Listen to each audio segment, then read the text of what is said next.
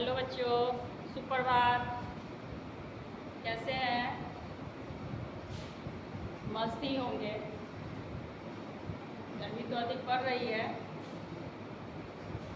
गर्मी पर ध्यान दीजिएगा।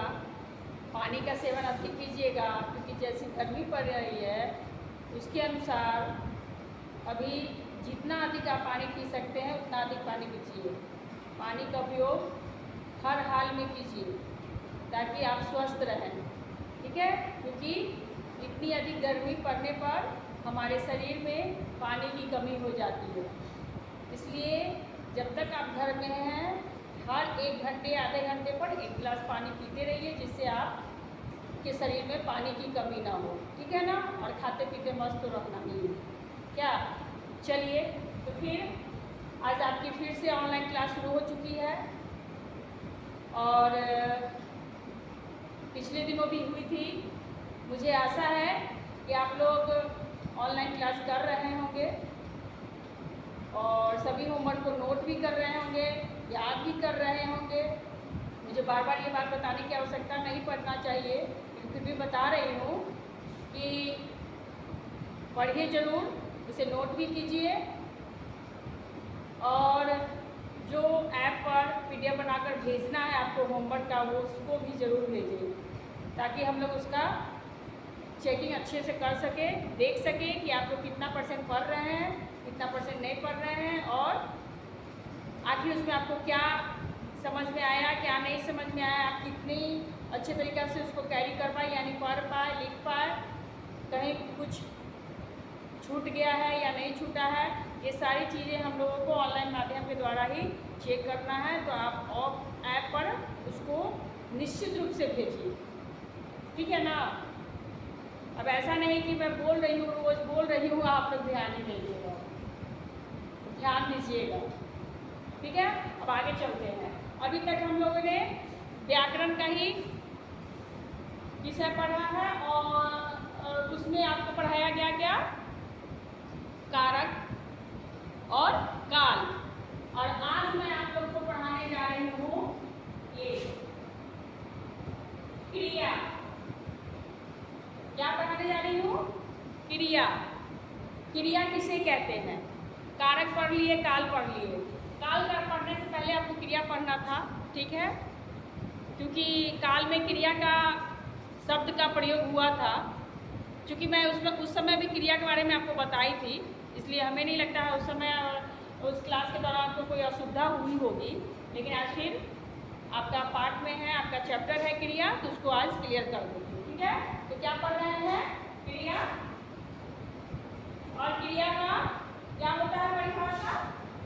क्रिया का परिभाषा हो गया जिस शब्द से किसी काम का होना या करना प्रकट होता है उसे क्रिया कहते हैं।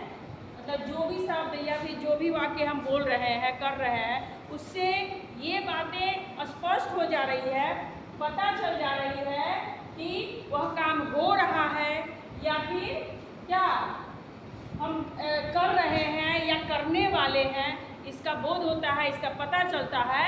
वो क्या होता है? वो क्रिया कहलाता है। जैसे मान लीजिए कुछ उदाहरण दिया हुआ है, पढ़ना, लिखना, खाना, पीना, हंसना, रोना इत्यादि।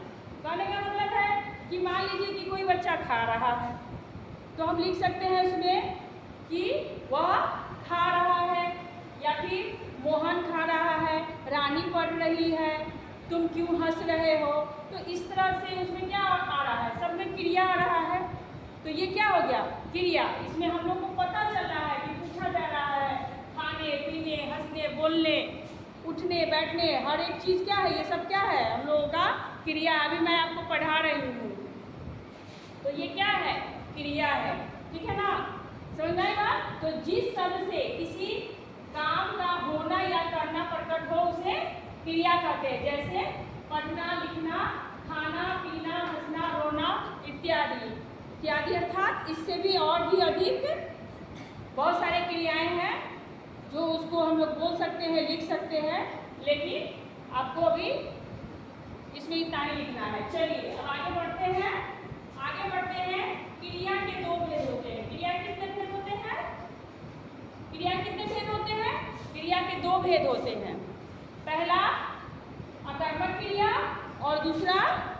अकर्मक क्रिया। क्रिया के कितने भेद है? क्रिया के दो भेद है। पहला क्या है? यहाँ देखिए अकर्मक क्रिया।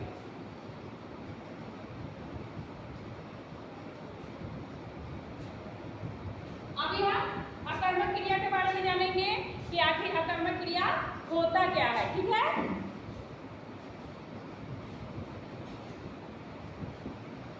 तो अब जानिए, जिस वाक्य से या शब्द से क्रिया का प्रभाव या फल सीधे कर्ता यानी कौन? कर्ता यानी करने वाला, कर्ता अर्थात करने वाला जो इस काम को कर रहा है, ठीक है ना, सीधे कर्ता पर होने का पता चलता है, उसे अकर्मक क्रिया कहते हैं। मतलब कहने का अर्थ हो गया क्या? कोई भी व्यक्ति कोई कार्य कर रहा है और उसका असर किस पर पड़ रहा है? सीधे कर्ता पर पड़ रहा है, करने वाला पर पड़ रहा है, उसको हम लोग क्या कहते हैं? अकर्मक क्रिया कहते हैं। जैसे मान लीजिए एक दो उदाहरण लिख दी हूँ, उसको आप ध्यान देंगे। उदाहरण में है यहाँ पहला, बच्चा रोता है। तो देखिए बच्चा रो रहा है, बच्चा रोता है, बच्चा का काम है रोना, क्योंकि उसे भूख लगेगी तो वो कुछ बोलेगा नहीं, वो तो रोएगा ही, रोकर ही बताएगा मुझे भूख लगी है, प्यास लगी है क्या, या फिर मुझे घुमाने ले चलो, मुझे घूमना है, तो वो रोकर ही बताएगा। तो बच्चा रोता है, ये यहाँ रोने का जो प्रभाव है किस पर पड़ रहा है? सीधे बच्चा पर पड़ रहा है। किस पर पड़ रहा है? सीधा बच्चा पर पड़ रहा है, क्योंकि रोने का कार्य कौन कर रहा है? रोने का कार्य बच्चा कर रहा है, ठीक है। तो बच्चा कौन है? बच्चा हो गया कर्ता, क्योंकि रोने का कार्य बच्चा कर रहा है। अब इसके बाद देखिए, पक्षी उड़ रहे हैं, पक्षी उड़ रहे हैं, तो पक्षी क्या चीज का काम कर रहे हैं? उड़ने का। लेकिन उड़ कौन रहा है? ये पक्षी उड़ रहा है।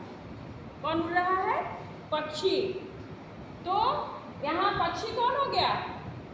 पक्षी भी कर्ता हो गया। तो आप समझ में आया आपको क्रिया किसे कहते हैं और क्रिया के कितने भेद हैं, और उसमें क्रिया के दो भेद, और दो भेद में अकर्मक क्रिया के बारे में आप जान गए कि जिस वाक्य से क्रिया का प्रभाव या फल यानी जो भी काम हो रहा है, जिस पर यह काम समाप्त हो रहा है, उसका सीधा असर कर्ता पर पड़ गया, यानी करने वाला पर पड़ गया, उसे हम अकर्मक क्रिया कहते हैं। ठीक है, अब चलेंगे नेक्स्ट दूसरे नंबर पर। दूसरा नंबर आपका क्या है? यहाँ देखिए, सकर्मक क्रिया। क्या है? सकर्मक क्रिया। ठीक है, अब सकर्मक क्रिया किसे कहते हैं? जिस वाक्य से या शब्द से किसी क्रिया का प्रभाव या फल सीधे कर्म पर पड़ने का पता चलता है। कहाँ पता चलता है? सीधे कर्म पर पड़ने का पता चलता है, उसे हम लोग सकर्मक क्रिया कहते हैं। उसे हम क्या कहते हैं? सकर्मक क्रिया कहते हैं। अब आइए इसको जानते हैं कि आखिर इसमें कर्म कौन सा है। जैसे कि कुछ उदाहरण मैं दे रखी हूँ। अब आइए यहाँ देखिए, पहला क्या है? यहाँ पहले नंबर पे यहाँ क्या दिया हुआ है? मोहन पुस्तक पढ़ रहा है। अब आपको पता होगा कि मोहन कौन है? मोहन कौन है बताइए? मोहन करता है ना? मोहन कौन है? करता है, करने वाला है, पुस्तक पढ़ रहा है। और कौन सा क्रिया कर रहा है? वो पढ़ने का। मोहन करता है और काम क्या कर रहा है? पढ़ने का काम कर रहा है। तो क्या पढ़ने का काम कर रहा है? तो पुस्तक। तो यहाँ क्या हो गया? पुस्तक ही हो गया कर्म। पुस्तक क्या हो गया? कर्म हो गया। कि उसका कर्म क्या कहलाया? कि उसका वो कर्म कौन सा कर रहा है? पुस्तक पढ़ने का कर्म कर रहा है। ठीक है ना? उसी तरह दूसरा उदाहरण है कि सीता आम खा रही है। अब इसमें भी आपको ज़्यादा बताने की आवश्यकता नहीं है, आपको समझ में आ गया होगा कि सीता जो है सो कौन है? सीता पता है? सीता कौन है? ये हो गया सीता कर्ता। लिख दे रही हूँ ताकि आपको समझ में आ जाए। सभी जगह तो नहीं लिखी हूँ, यहाँ लास्ट में लिख दे रही हूँ कि आपको समझ में आ जाए। सीता कौन है? कर्ता। और आम क्या है? कर्म। और खाना क्या है? जो खाने का काम किया जा रहा है वो क्या है? वो क्रिया है। यानी खा रही है, क्या हो गया? क्रिया।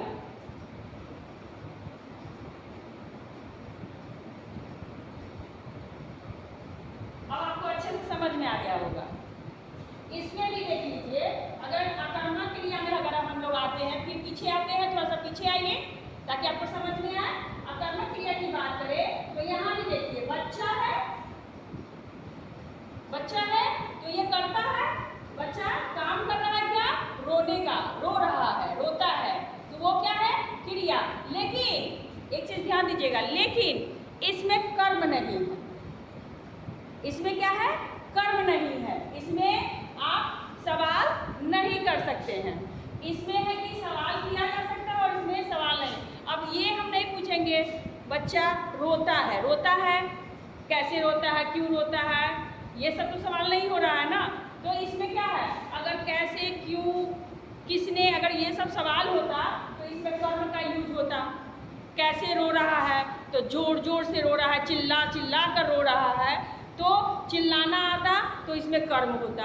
लेकिन इसमें क्या है? असर कहाँ पड़ रहा है? सीधा असर पड़ रहा है कर्ता पर। इसमें कर्म का जरूरी नहीं है, कर्म की आवश्यकता नहीं है, इसलिए यहाँ सीधे दे दिया बच्चा रोता है। ठीक है, इसमें कर्म नहीं है। लेकिन आप आइए यहाँ, यहाँ देखिए कि यहाँ कर्ता भी है, ठीक है, और कर्म भी है और क्रिया भी है।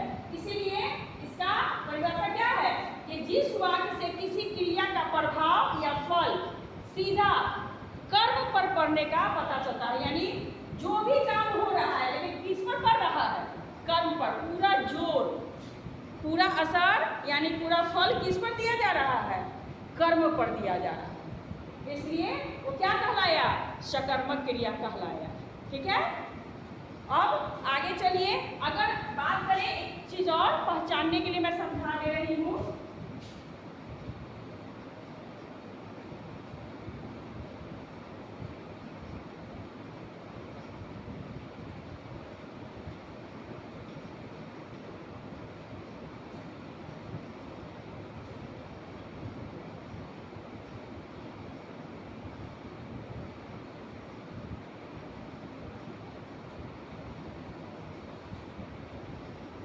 देखिए, सकर्मक और अकर्मक क्रिया की पहचान।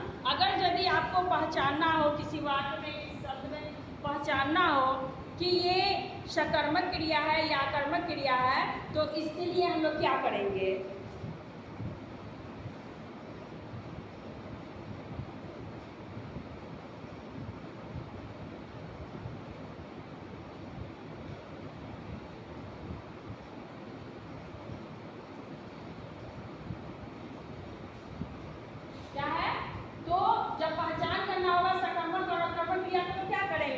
किसी भी प्रश्न में कोई भी क्वेश्चन पूछेंगे जिसमें क्या, किसका, इस तरह का क्वेश्चन लगाकर यानी प्रश्न पूछकर हम लोग पता करते हैं कि अगर मान लीजिए जैसे यहाँ लिखा हुआ है तो सीता आम खा रही है, तो अगर हम प्रश्न पूछ दे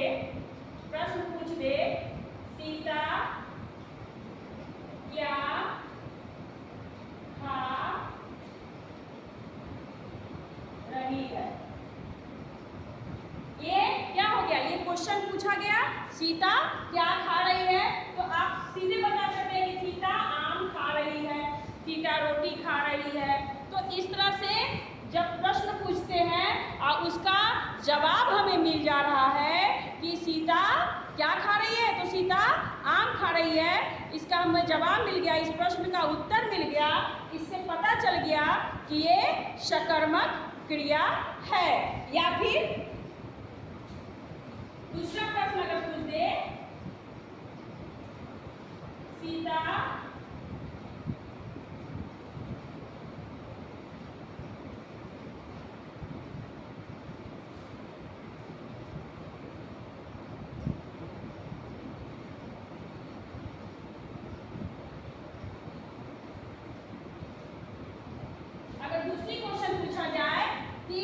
सीता किसको पानी दे रही है।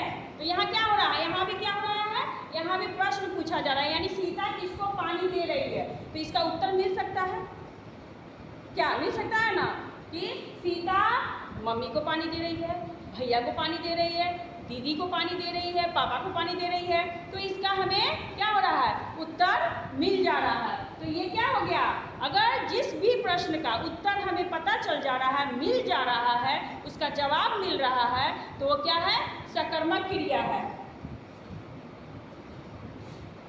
और अकर्मक क्रिया की बात करें, ये सब क्या हो गया, ये सकर्मक क्रिया हो गया, ठीक है। अब आइए अकर्मक क्रिया की बात करें। तो अकर्मक क्रिया में अगर कोई भी प्रश्न हम पूछते हैं या कुछ कहते हैं तो उसका उत्तर नहीं मिलता है। जैसे कि आपको यहाँ मैं बताई थी कि बच्चा रोता है, तो बच्चा रोता है, हम सीधे बोल रहे हैं कि बच्चा रोता है। ये नहीं ना पूछे हैं कि बच्चा कैसे रोता है, क्यों रोता है, कहाँ रो रहा है, ऐसा कुछ नहीं पूछ रहे हैं। अगर इस तरह का क्वेश्चन पूछते तभी तो मुझे उत्तर मिलता, लेकिन इसमें क्वेश्चन पूछा ही नहीं जा सकता है, सीधे है बच्चा रोता है। तो इसका बच्चा रोता है का कोई प्रश्न बनेगा क्या, ऐसा कुछ प्रश्न नहीं बन रहा है, तो इसका जवाब भी हमें नहीं मिलेगा। तो ये क्या हो गया, ये हो गया अकर्मक क्रिया। तो इस तरह से हम लोग सकर्मक और अकर्मक क्रिया का क्या करते हैं, पहचान कर सकते हैं। ये पहचान बताने के लिए है, इसको नोट नहीं करिएगा, कोई दिक्कत नहीं है।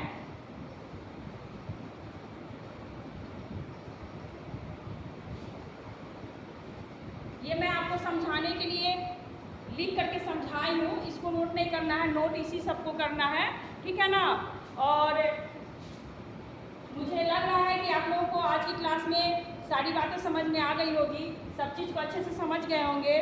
और अगर यदि कुछ कमी रह गई है, कुछ नहीं समझ में आया है, तो जैसा कि मैं पहले भी बता चुकी हूँ कि हम लोग फिर ऑफलाइन क्लास में मिलेंगे जब आप विद्यालय आइएगा। मैं विद्यालय में क्लास आवर में वर्ग कक्ष में जब आपका क्लास लूँगी, उस समय अगर कोई भी डाउट हो, कोई भी क्वेश्चन हो, कुछ भी समझ में नहीं आया हो, उसे आप टेक आउट करके रखिएगा और उसे क्लास में पूछ लीजिएगा, समझ लीजिएगा और अपने डाउट को क्लियर कर लीजिएगा, ठीक है। इसी के साथ मैं आज की कक्षा को यहीं विराम दे रही हूँ। और स्वस्थ रहिए, अच्छे रहिए, खुश रहिए, पढ़ते खाते पीते मस्त रहिए। Okay, bye.